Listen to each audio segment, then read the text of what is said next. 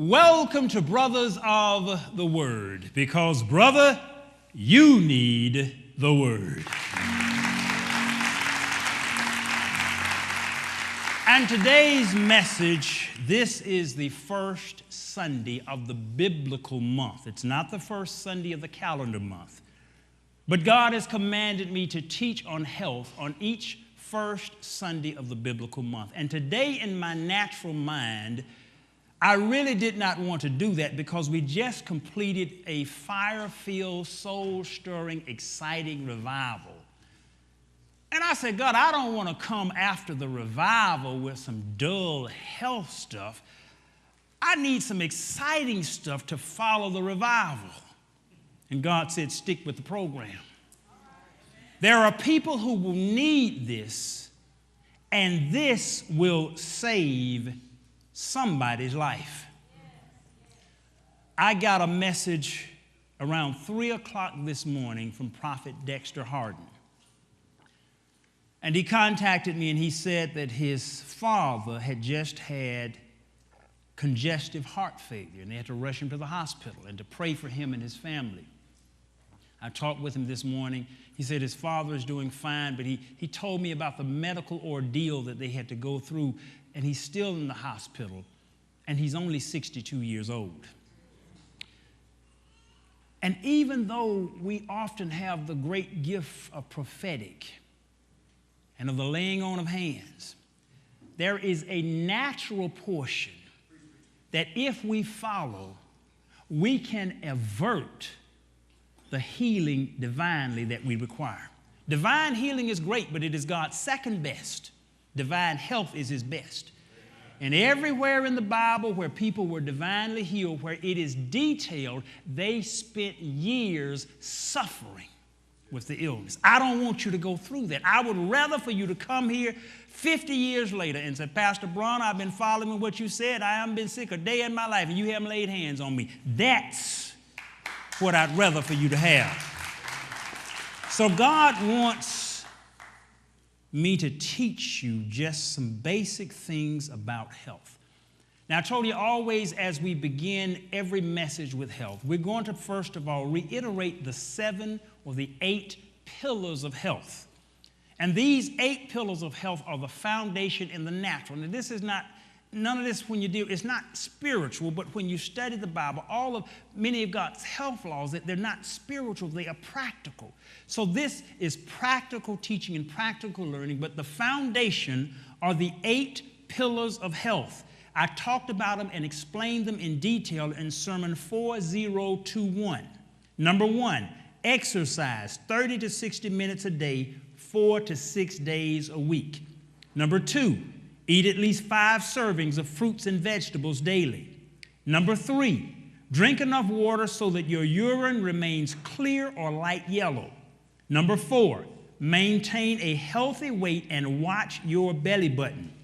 Number 5, don't smoke, do drugs, or drink too much alcohol.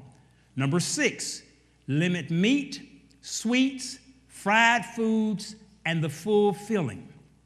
And number 7, get enough sleep. To get number 8, go to sermon number 4021 and you will get there. Well, number 8 is basically have right relationships. So those are the 8 pillars of health that we always need to keep in mind and keep as our foundation. Today I'm going to speak fundamentally from the book of Proverbs. You don't have to turn there. Proverbs 25:20, because the verse is a little bit twisty for how I'm going to talk about it. But basically what Proverbs 25:20 says is this: as he that taketh away a garment in cold weather, and as vinegar upon nitre, so is he that singeth songs to an heavy heart. Now the verse is really talking about things that counteract, conflict, or neutralize each other. Taking away a coat in cold weather talks about it's cold outside. If you take away a coat, it makes the thing worse. It contradicts what the man truly needs. Singing a song to a depressed person, a joyous, uplifting song will counteract that depressed feeling or spirit. And then it says vinegar on nitre.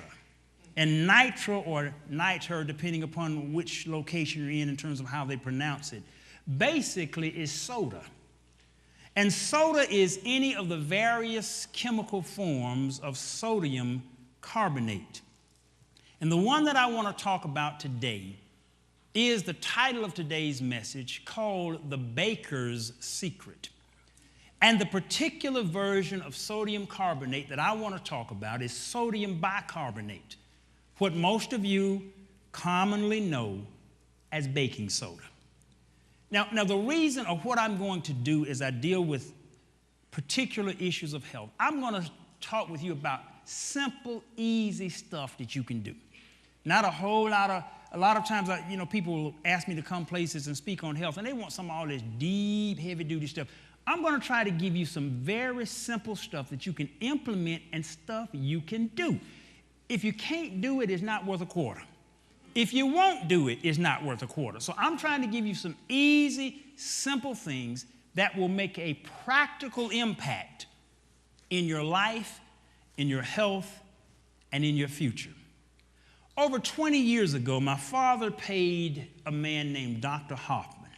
He was a natural health lecturer and teacher and writer. He'd written several books. He was an expert of natural health. My father paid Dr. Hoffman $5,000 over 20 years ago to come to Atlanta and to conduct a 3-day symposium on natural health.